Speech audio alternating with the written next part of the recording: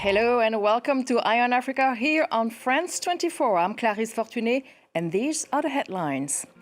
After presidents of Rwanda and DR Congo met in Dakar and expressed their support for a ceasefire in surprise talks, we'll see how their commitment is perceived in their respective countries. Accusing a family member of witchcraft might no longer be an option in Ghana after a new bill was introduced in Parliament. The practice of witchcraft accusation is part of an age-old culture which can lead to torture, especially of old women.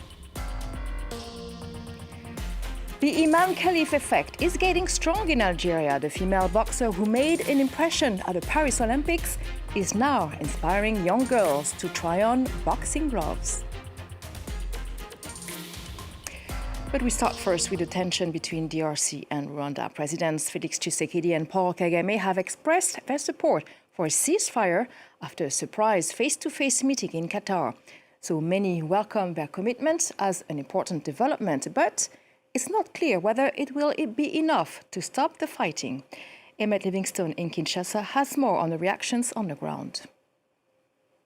A photo posted by Qatar's foreign ministry caused widespread shock in Congo. It showed Congolese President Felix Tshisekedi sitting in front of his Rwandan counterpart Paul Kagame in a meeting hosted by the Emir of Qatar. The topic of discussion was the conflict in eastern Congo, where M23 rebels backed by Rwanda have captured the region's two largest cities since January. The Qatari government stated that all parties had reaffirmed their commitment to an unconditional ceasefire. A Congolese presidency spokesperson later said that a ceasefire had been agreed. The meeting is a huge development, especially since negotiation efforts over the past year have failed. But very little about the encounter between Tshisekedi and Kagame is clear. In Congo itself, there was very little reaction, although some opposition parties were critical. The spokesperson for the opposition Lamuka coalition said that Tshisekedi had chosen to sup with the devil. And another senior opposition figure, Olivier Kamitatu, said the government should pursue dialogue that includes all actors, including civil society and armed groups. Only one day before, the M23 had been due to start direct talks with the Congolese government, mediated by Angola, but the rebel group pulled out at the last minute. So the meeting between Tshisekedi and Kagame has provoked mixed reactions, especially in the DRC. For some, the meeting paves the way for peace in the east of the DRC. Others fear the conflict will continue. Let's hear now let's get some reactions from residents in DR Congo's capital, Kinshasa, as well as in Bukavu, a town occupied by the M23 rebels. I am happy about this meeting because we want peace. War is not a good thing. When people die, no one can accept it. When the Emir of Qatar met with officials to secure a ceasefire, it was a good thing that we encourage, so that there can be peace between the two countries.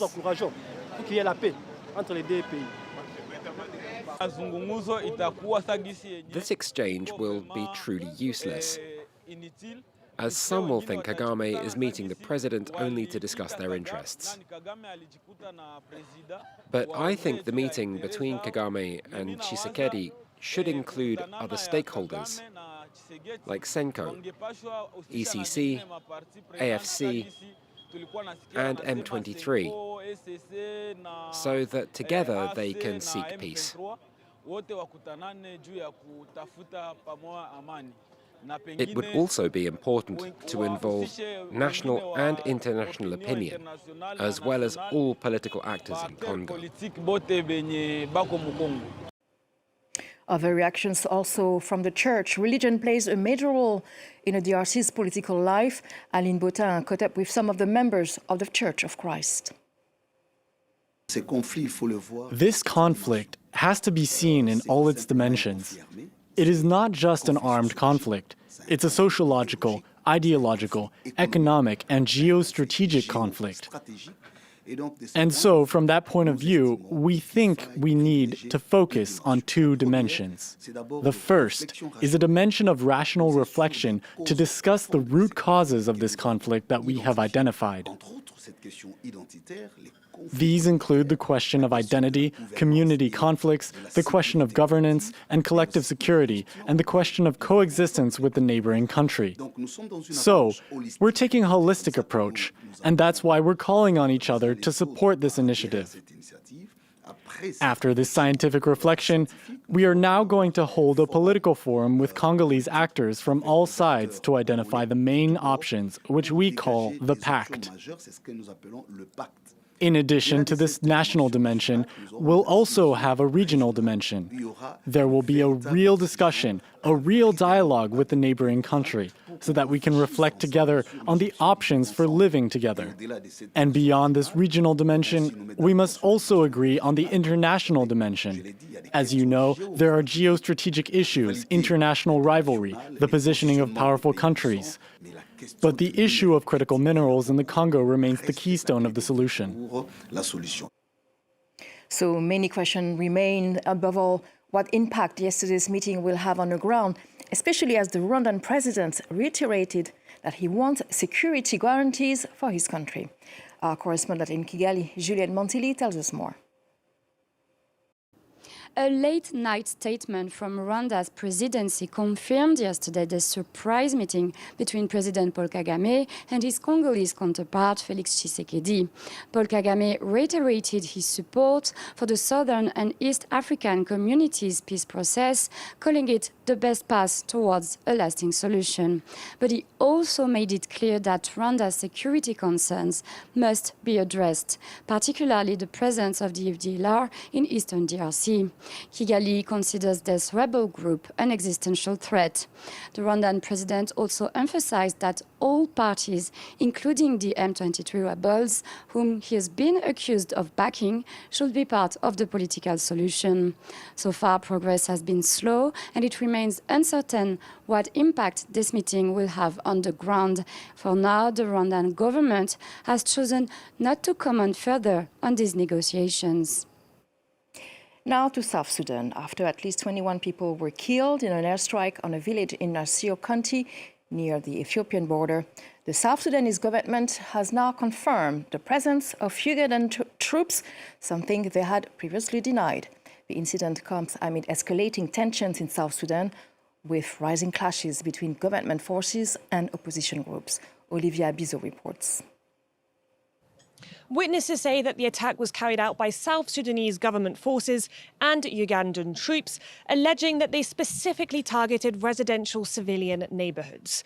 Uganda said that its troops were in South Sudan last week, but at the time, Juba denied their presence. But after this attack that took place on Sunday evening, South Sudan's information minister confirmed that the deployment of Ugandan troops is part of a long-standing military agreement between the two countries. Now, this deployment is highly controversial because the 2018 peace agreement, which ended the 5-year brutal civil war between the forces of President Salva Kiir and first Vice President Riek Machar, specifically prohibits the presence of foreign troops on South Sudanese soil. Now, the recent escalation of violence reached a high point on March the 7th when a general and several soldiers were killed in an attack on a UN helicopter by the White Army, a militia group linked to Machar's opposition movement. Now, for now, the violence is far away from the capital, Juba, but things could very quickly escalate. Last week, regional leaders held an emergency summit in an attempt to contain the violence. Olivia Bizot, our regional correspondent, reporting there. Ghanaian MPs have introduced a new bill in Parliament to criminalise witchcraft accusations. Hundreds of people, mainly women, are trapped in so-called witches' camps, especially in northern Ghana.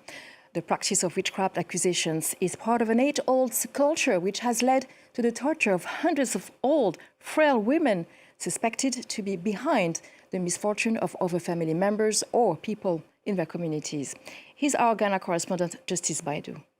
This new bill that has been brought before the Ghanaian Parliament, according to those that are sponsoring it, was triggered by the killing of a 90-year-old woman around the northern Ghanaian town of Salaga. She had been accused of being a witch and being behind the misfortune of other persons in her village. Her lynching went viral in a video that received widespread condemnation and also brought to the fore the age-old practice that had existed in several parts of northern Ghana that had led to the sending of several other women to so-called witches' camps on fears that they too may be killed. To see women, vulnerable women, being kept in camps and being violated, most of them being sexually violated, being exploited. And so in those communities, just being called a witch or named a witch, it can be a death sentence to you. So we decided to make almost all the offenses around in the bill a misdemeanor that will take you to prison for a minimum of 6 months or a maximum of 3 years. And then it also, and then it comes with fines as well. This is the second time that an attempt is being made at passing such a bill into law. The first time this happened 2 years ago, it failed to get presidential assent. The government then complained that implementing the bill or the law would come at a cost, and that needed to be catered for. Now, you might remember the Algerian female boxer who made a big impression during the Olympics. The Imane Khelif effect continues to have an impact on Algerian girls and young women. Her success in Paris turned her into an icon in Algeria. And today, girls are joining boxing clubs, hoping to succeed, just like their idol. Clémence Valère.